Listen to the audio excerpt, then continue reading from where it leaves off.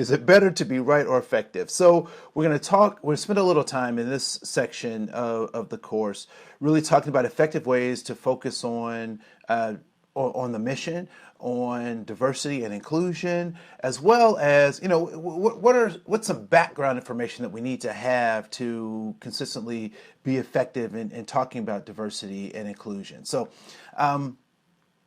first and foremost, we must understand that context is everything. It is absolutely everything. And if you don't understand the context, then you don't understand what's going on. You don't understand what's going on with people. You don't understand their motives. You don't understand the ramifications. So context is everything. So it's important for us to recognize the context that we're in. And so what that means is if I'm at work and I'm having this diversity interaction with someone, then that context matters. The way I talk to them, the way I interact with them, the way I engage them is important because we're in a work context setting, right?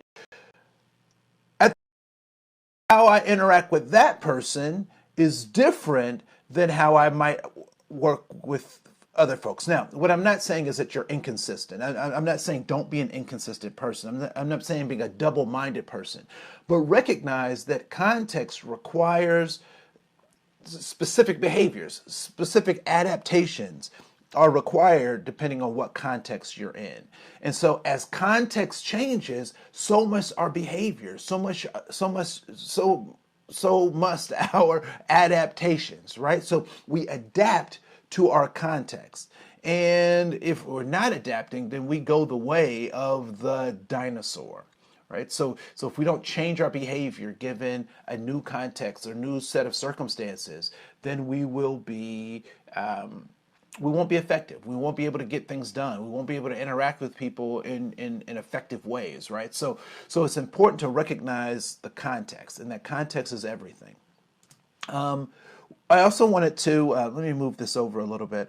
I also wanted to, bring to light the conversations around Urie Bronfenbrenner and his ecological model for human behaviors. So if you haven't heard me say this before, or I'm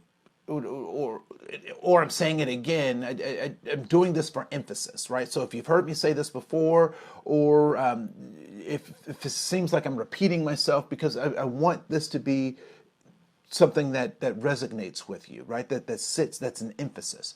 And so what Urie Bronfenbrenner brought to child development was this ecological model. And what he says is context is everything, right?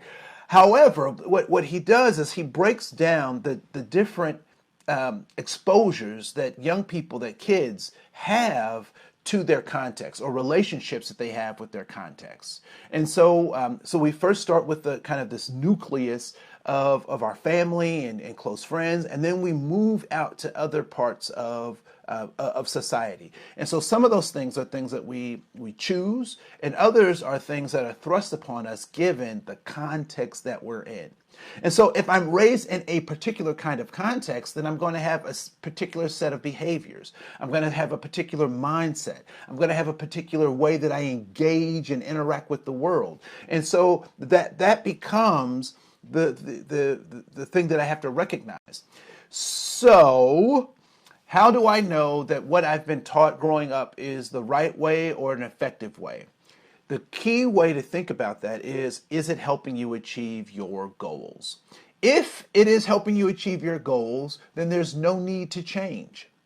However, if it is not helping you reach your goals, then that's something that we need to augment, we need to talk about, we need to manage, we need to deal with, we need to problem solve around. Because when we have that gap between what our goals are and what our behaviors are, that's an opportunity for us to learn and grow, right? So that gap presents us with an opportunity to learn and grow. So that's important as we kind of talk about how to be effective. And so if I'm going to be effective, then I have to actually recognize the kinds of contexts that the people that I'm dealing with are coming from. I have to realize the context that I'm in, right? So I do think that it's interesting that people are a lot braver. I don't know. Is that, yeah? I guess, yeah. Right, brave. Yeah. So people are really brave when they're in the car cutting you off. But when you pull up next to them, I mean, coincidentally, right? So you pull up next to them in a parking lot, or you're in the same parking lot, they get really sheepish when you actually have to have a real interaction, right? And so oftentimes they try to act like that didn't happen, or whatever, or somebody takes your parking spot, tries to dive into your parking spot, and then you end up going into the same store at the same, so just interesting, right? So context is important. And so our familial context, how we've grown up, what our grandparents, our parents, our caregivers, our adoptive parents have given us is extremely important. And they can only give us what they have. Now, take this. You only could receive what people could give, right? So sometimes when we get in these diversity conversations, people have some feelings about stuff, and sometimes it's not the most positive feelings, or it's not the best interaction or response to some of the things we're talking about. But I want you to cut yourself some slack and cut the people who were teaching you some slack, because they could only give you what they had. I was telling my creditors that the other day. Oh, no, never mind. Right? So that's important to recognize. And so when we talk about this ecological model, it becomes important to recognize that. So here is a video that some of you will be able to see and others won't, but I won't show it here. It's in our course. You can watch it there. I don't own the rights to this. I'm only using it for educational purposes. And you can look it up for yourself. But it's a video called Spin, and so I'd encourage you to watch it if you haven't. And some of the questions that I might have you think about as you're watching this is, when does this person become effective, right? So they're trying to do something. There's a point where they may not be seen as effective, and then there's a point where they may be seen as effective, right? So I want you to kind of think about what makes them effective, and in what ways are they, how are we measuring their effectiveness, right? So how does effectiveness get measured? Great video. We'll go on to, oh, no, we're not going to watch that. We're going to keep moving. So here's a picture of my family and I kind of growing up. The black and white picture, that's my grandfather and my grandmother, my paternal grandfather and grandmother. My dad is the shortest guy in the picture. There's the picture of two of my siblings. So I'm the guy in the bow tie, white bow tie. And then there's our family in the in the 80s doing our Cosby Show photo shoot. And then that's me in high school doing some weird stuff. Like, they let us do weird stuff back in the 80s. Anyway, so one of the things that I like to show this picture, because I'm sure that you have pictures that are very similar, right? The stages of growth and development. But if you don't understand the context, then you also don't understand the behavior. And so the picture where I'm wearing the big white bow tie is an interesting picture, right? So we used to go to Olin Mills studio. Most of those pictures, well, the family pictures are taken at Olin Mills. And we would do that for special events, for holidays, for usually Christmas or Easter, one of those once a year, we would go do these photos. And so this particular photo with the big bow tie is our Easter photo. And so I don't know if you noticed, but I have like a tunic type top in the photo with some straps and this big tie. And so when I asked my mother, I was like, "Mom, what's up with that? What's up with that tie? Why is it so big?" And her first answer was, that was the fashion. That was a fashion at the time.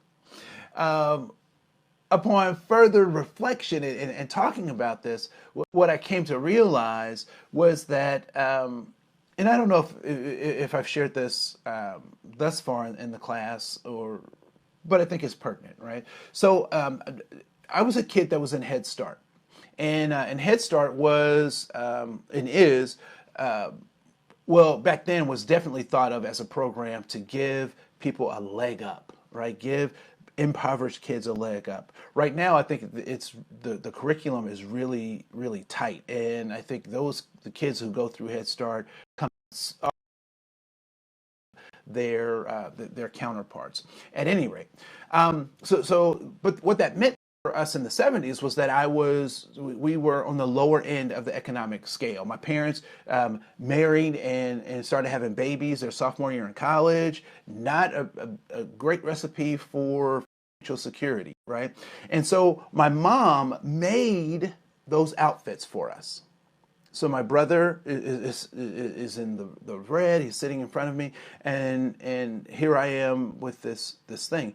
And so recognizing that this wasn't just a fashion statement, but that it was a statement of my mother's values for how we were to present ourselves, speaks more than. So now that you have context, this for me has different meaning than it.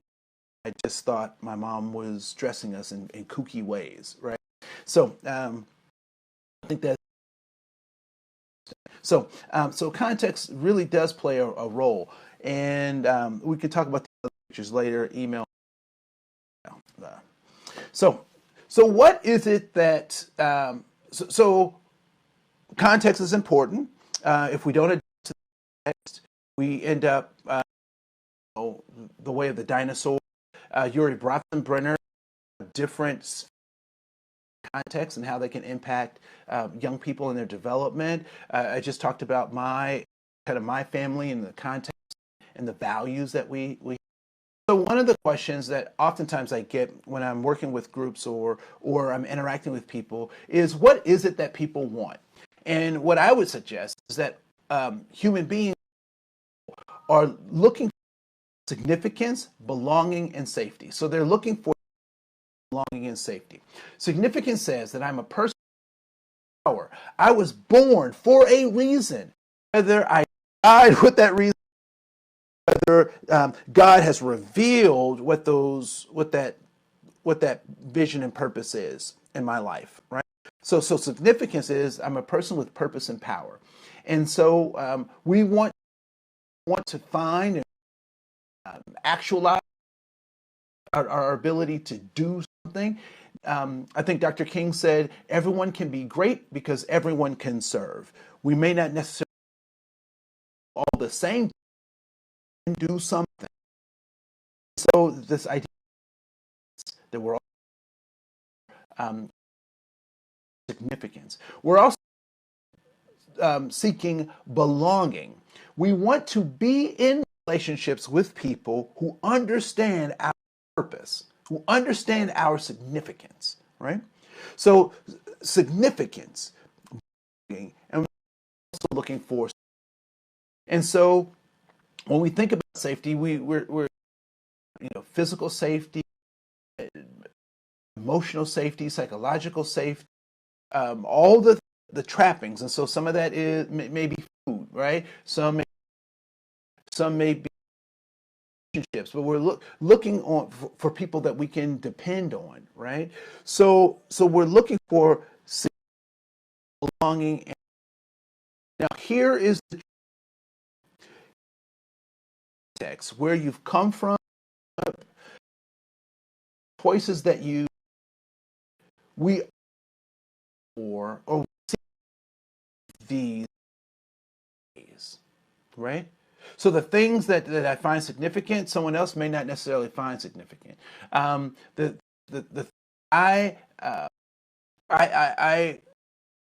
belong to or being a part of, someone else may not necessarily. The things that I find safe and may not to someone else. Is that we're seeking these three things. Some people like to use Abraham Maslow's hierarchy of needs to identify these things more particular. I like this model because it's really simple. for me to and so, so when we think context and community, safety, significance, and belonging, so why do kids join gangs? Why do kids? I would suggest boy they find or one of those a combination. Kids join gangs.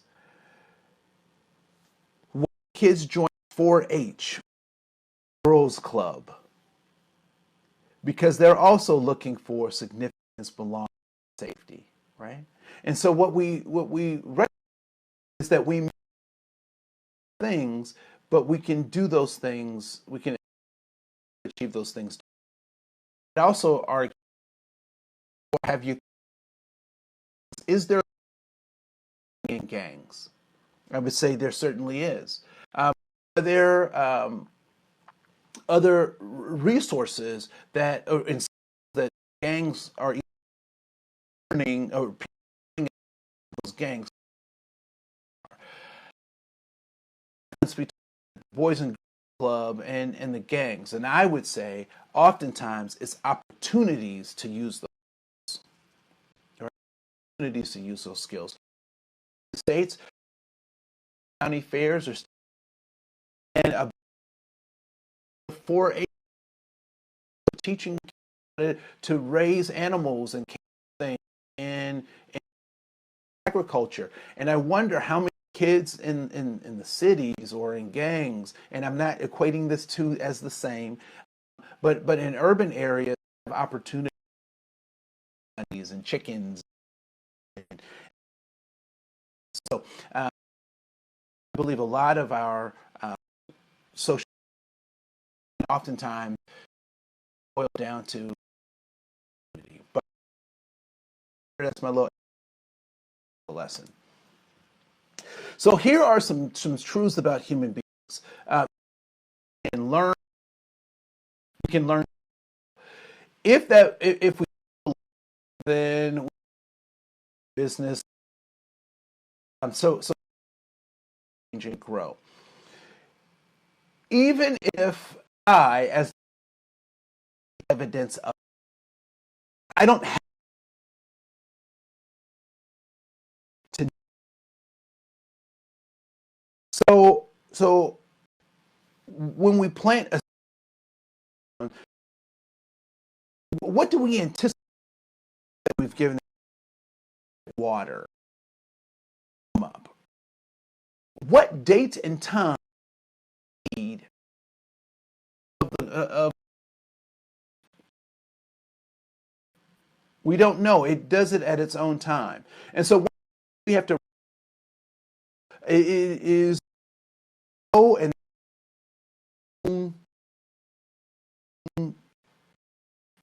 set of circumstances, right? Straight at ever been with my, and I was like, we've been working 6 weeks for 9. Why haven't they time?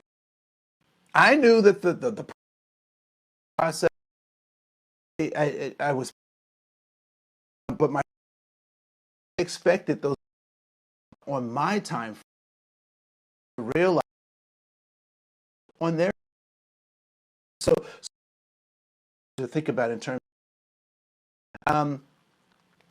people do what they when what even if it's not effective what they think is effective. Did someone do something that's continue to do that because in the past, right? So sometimes people say, well, that's all they know, that it's true, but I would ultimately say that it's because and helping people recognize context shifts your behavior. People trick people out of money, right? What is it caught? Typically, something has changed in the context. They didn't realize that people became familiar.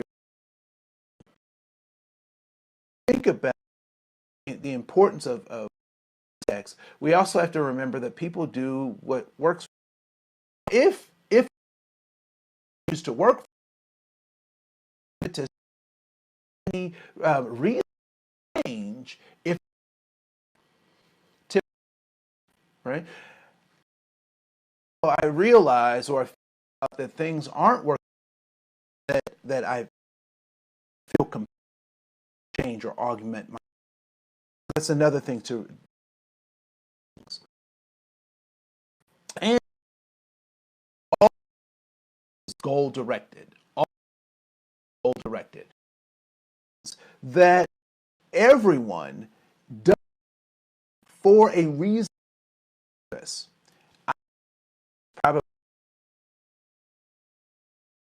my belief. But all human behavior is goal directed. So the question oftentimes is, and we get distracted by this, because people will give, then we behavior thinking of what is the motivation behind the behavior, right? And so, particularly with small children, that they'll act that kind of way. And so here,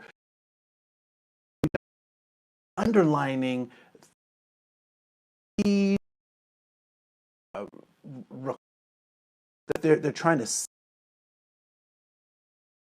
all human beings. And lastly, attitude is a reaction. When someone has a good attitude, it is typically gotten what they've wanted.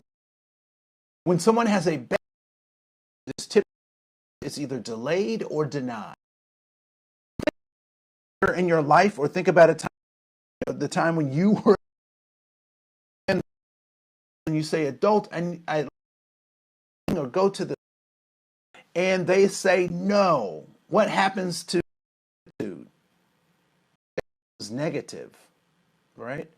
But that it comes to, they come to the room and say, "Look, young person, go there, going to this outing. Let's get your stuff. And you go do the thing or get whatever your goal was, right? What then becomes attitude? Okay, so it may not be as perfect as it was or as good as it was before, but it certainly is better when you were denied access to what you were trying to get. So these four recognize, talk about that humans can learn, change, and grow. People do what they think works, even when it doesn't. Human behavior is goal directed, is a goal accomplishment, right? So attitude is a reaction to goal. About we have conversations that are effective, become effective and have diversity conversations. How to engage? Well, first of all, we have to meet people where they are, right? You'll see this metaphor several times during my presentation because I think it's a one, and I want to bring this. Right? So we have these three plants. We have a fern, a cactus, and a bonsai. And what if I said, I am going to do all of these plants the same? Where might you get caution, right? So we have this, we have and we have a bonsai. Caution might you to give me that if all the same, I may not get what I want, right? So ferns need to be watered in a particular way. Cactuses in a particular kind of way to be watered in a particular kind of way, which I find interesting because sometimes we'll say, I will treat people are, I, huh. if I don't see color, if I treat everybody the same, but some, I'm with our ferns, and some people are with our cactuses, and some bonsais, opportunities am I missing to communicate, to interact with people in fundamental ways? So I think this is this is important for us to recognize as we go. So context is important. So ferns come from a particular. As much as I want to put it in another,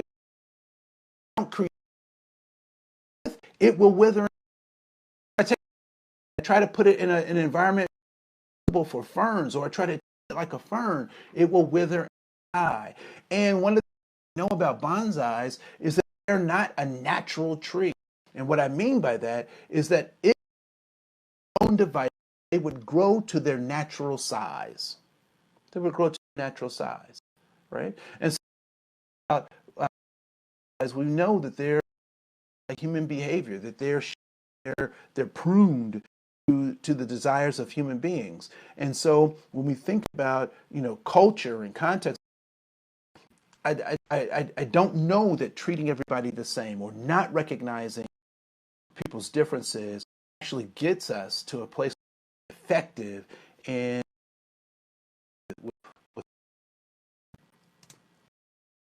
so just a couple of we'll complete this this session. So one of the things that's in trying to have effective dialogues around diversity and inclusion is to be outcome based, right? So to be focused on what is your outcome of this particular action. So when I'm in a grocery store and they're exhibiting, behavior called ugly, and they're speaking or acting in ways that may conflict in my value system, how do I interact, engage with them? Ways that being based on my.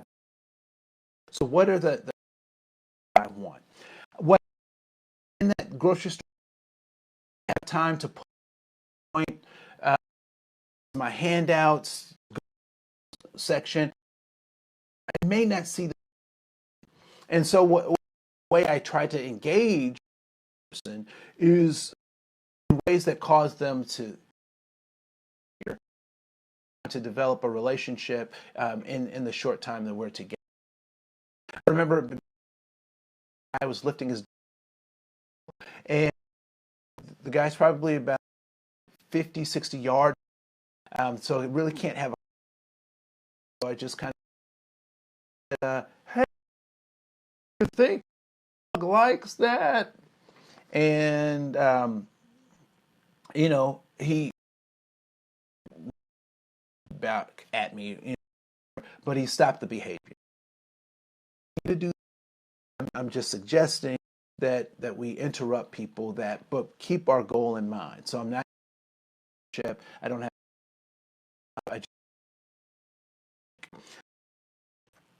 And also recognize your own values and your value system and live to those. Right. A rule of thumb that I think is a wise one to think about. When people first I does it starts to become a pattern of behavior. Address that. The caveat with that is these are people that I have a relationship with. So if I have a relationship with someone and I see over time, then I'm that. In the end of that is if I'm in a relationship, I may address behavior to get them to think, engage. Someone's going to get hurt, and then those are just. So staying focused is important. So a lot of times when we talk about developing equity equality. I'm going to move down over here. So we've seen like this with the people on the bottom looking over a fence and whatnot, and different configurations and different configurations of people and whatnot. And so what I would like to think about is, what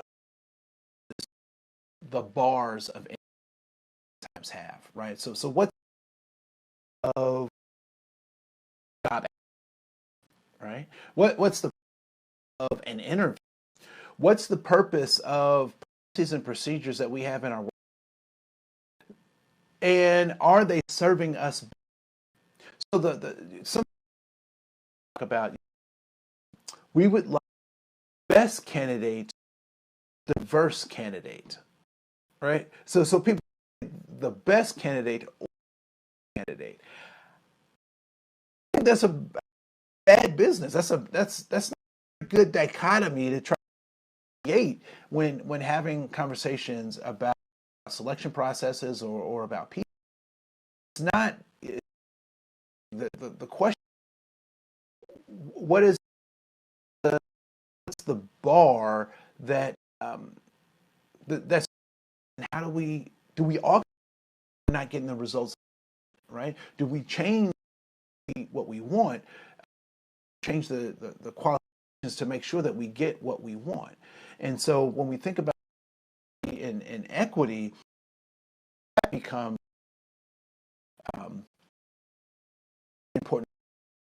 Back to or thinking about those plants, right? So what's effective? Like what am I really trying to do? And so for us to recognize, so equality is treating everyone the same. I'll move this up here. I'll move, yeah. So it wants to come over here. Okay. All right. Stop fiddling. All right. Equality is treating everyone the same, and equity is treating as they want to be treated, right? We've also talked. Oh, there it is. So that's to kind of and talk about equality is fair. Equity is inherently unfair. So have our parents, our people who raised us, said about being that life is fair, right? And so many of us experience that in our family, that oftentimes we did what we wanted, but got what we needed, right? We got what we needed. So sure that everybody gets a pair of shoes, but equity is making sure that you get shoes are size 4 foot. Right? Those are for us to recognize. Oh, so again, right? They need different things. Contexts. They very differently. All of them need water. Right? All of them need oxygen. That's so when we talk about this idea of developing an equity lens, what I'm not going to give you is a formula or a presentation. How do you is and person who talks all the time, or a few people who meeting. How can you flatten that? Everyone can participate in that grouping. And what is the power or the participation in your group? Who has the decisions made? Just really start thinking about who with an equity lens. And so, we structural barrier, barriers, skills, and talk about this idea, right? So organizations will talk about a person fit for our organization, then specifically really means, or how that plays out, what are examples of fit. And so what we would encourage people to fit, spend some time talking in the, what does it mean to fit? What does it mean this organization? How do we communicate to others so that they what we're and judging them on something that possibly know that we're judging them on, right? So, that and the idea of being effective, and it is more the effective is to be right, right? And so, if you think about your personal relationships, whether that's an intimate partner relationship, a close friend relationship, how many times have you lied just a little bit to maintain the relationship, right? And so that is important to maintain relationships. Some encounters I've had with people that I'm, because I'm never gonna again. And what I found that the longer game is that I actually back around that and see the damage that's been done, and oftentimes have to interact with individuals that I botched, right? The relationship.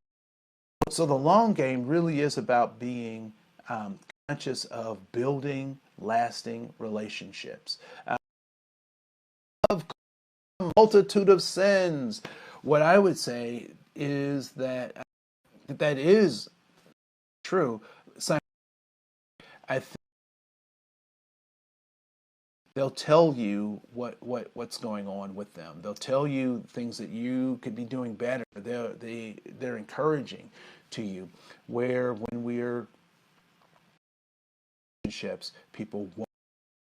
I remember being on a date long before I was married with, and they in their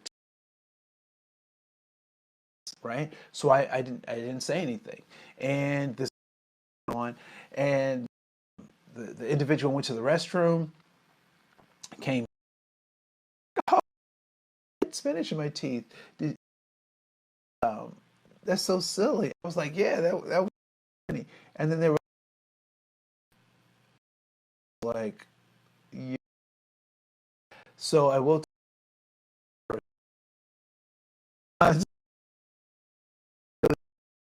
relationships and maintaining those relationships. And so lastly, well, questions, you can look at these on your own, but I did want to say thank you so much for joining us for this particular lesson. We hope that you a lot of great information, and so talking.